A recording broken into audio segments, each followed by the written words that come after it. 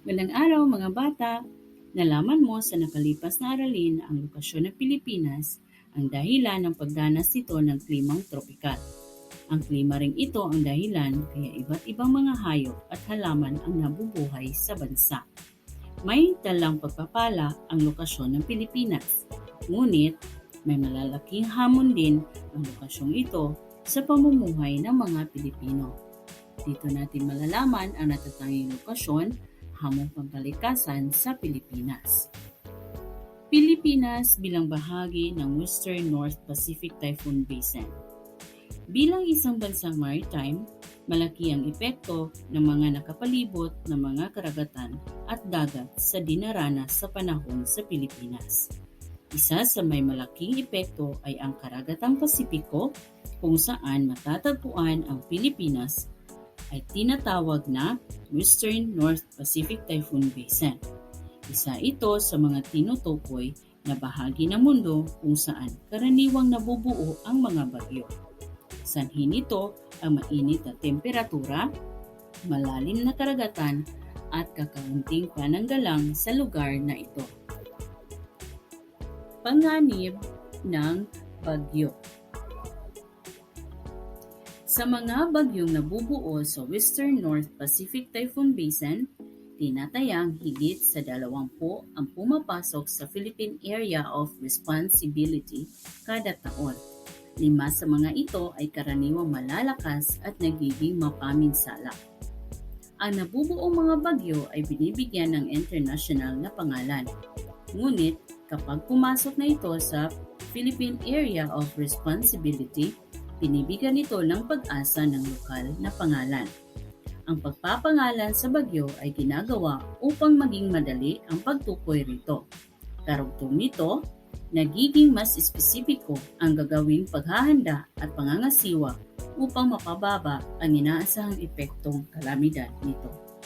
Kapag naging mapaminsala ang bagyo, hindi na inuulit gamitin ang pangalan nito. Ito ay upang madaling matukoy tuwing babalikan sa kasaysayan. Isa sa mga mapaminsalang bagyong naranasan ng Pilipinas ay ang bagyong Yolanda, Typhoon Haiyan, noong 2013. Sinalanta nito ang silangang Visayas, particular ang Leyte at Samar. Tinatayang lampas 6,000 ang bilang ng mga nasawi matapos ang bagyong ito. Sinira rin nito ang malaking bahagi ng mga lalawigang dinaanan nito. Tinuring ang bagyong Yolanda na isa sa pinakamalakas na bagyo sa kasaysayan ng mundo. Karaniwang epekto ng bagyo kung walang tigil ang pagulan ay ang pagbaha. Dahil sa pagbaha, maraming tao ang nakararanas sa mga sakit. Nadala nito tulad ng diarrhea, diphtheria, dengue, ubo at sipon. Balakid din sa araw-araw na pamumuhay ang pagkakaroon ng baha. Nagdudulot din ito ng pinsala sa mga pananim at lupang pansakahan. Sa ibang mga lugar sa bansa ay nararanasan naman ang flash flood o rumaragasang agos ng tubig na may kasamang banlik, punong kahoy, at iba pa. Mabilis ang pag-agos ng tubig na nagiging dahilan kung bakit ito ay nagiging mapaminsala.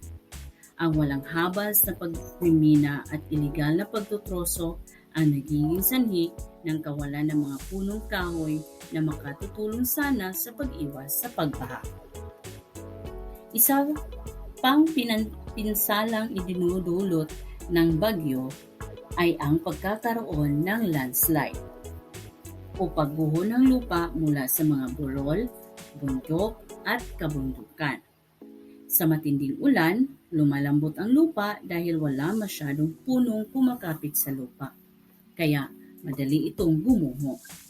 Ang landslide ay nakapagdudulot ng maraming pinsala sa mga ari-arian, gayon din ang pagkitil sa buhay ng mga tao.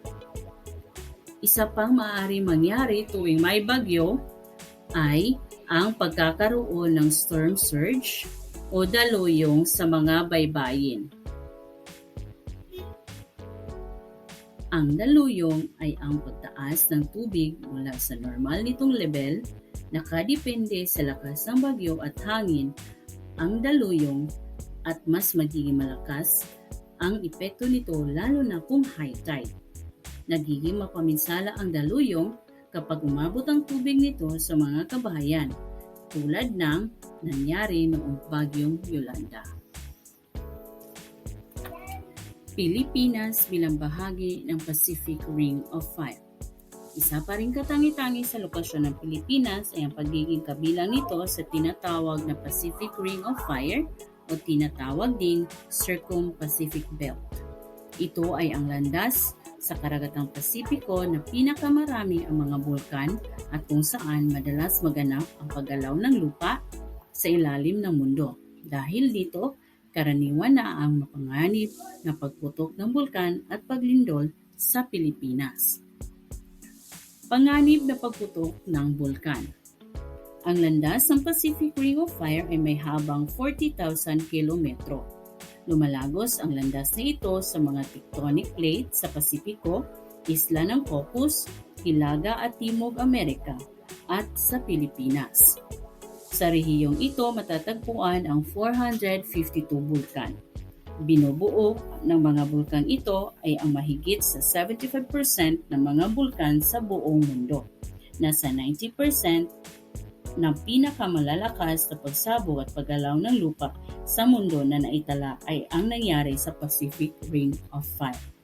Maraming nabubuo at aktibong bulkan sa mga bansang bahagi ng Pacific Ring of Fire sapagkat ang paggalaw ng mga tectonic plate sa ilalim ng lupa.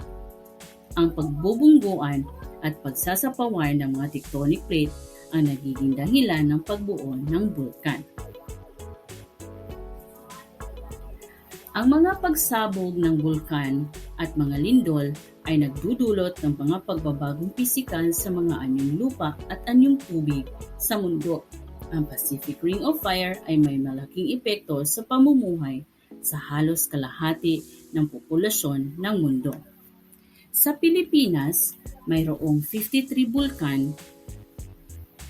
Ang 23 sa mga ito ay aktibo.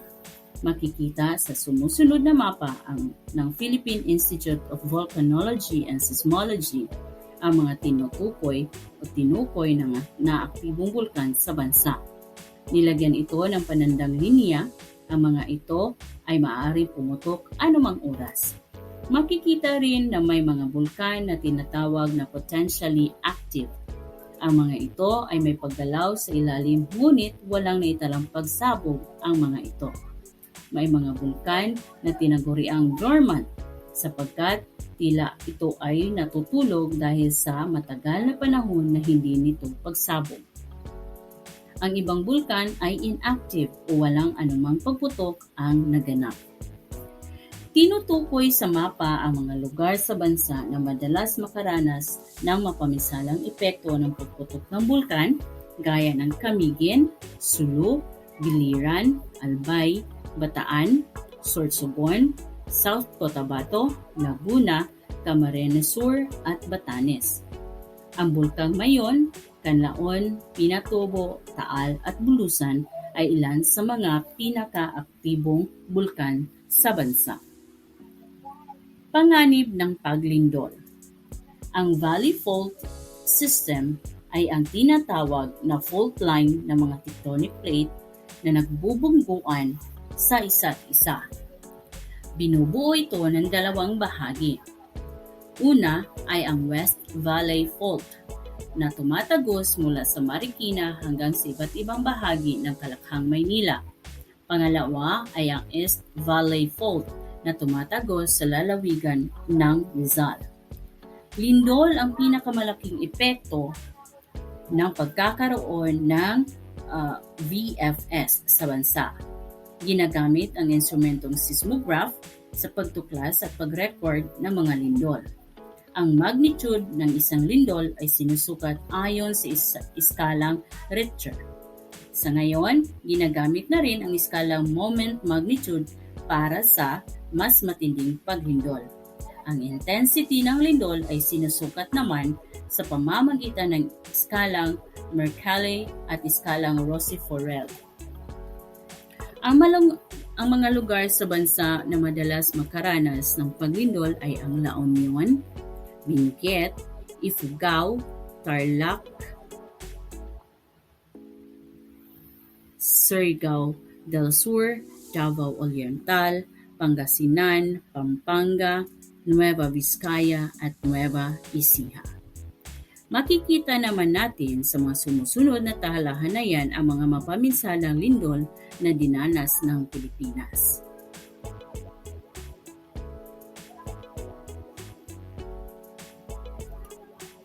Karamihan sa mga pinsalang dulot ng kalamidad na ito ay ang pagkasira ng mga ari-arian, pagguho ng lupa at pagkawala ng kuryente at tubig. Ang pagguho naman ng mga gusali at mga konstruksyon ay isa sa pinakamalaking sanhi ng pagkamatay tuwing may lindol. May mga taong natatabunan ng mga gumuhong gusali o natabunang pader habang lumilindol. Ilan sa mga ito ang epekto ng lindol ay ang tsunami at ang pagguho ng lupa. Ang tsunami ay mapanganib kapag umabot sa mga kabahayan o komunidad. Ang pagguho ng lupa naman ay nakasisira ng mga komunidad at nagiging sanhi rin ng pagkamatay dulot ng mga sakuna. Hanggang dito na lang. Salamat sa pakikinig. Paalam!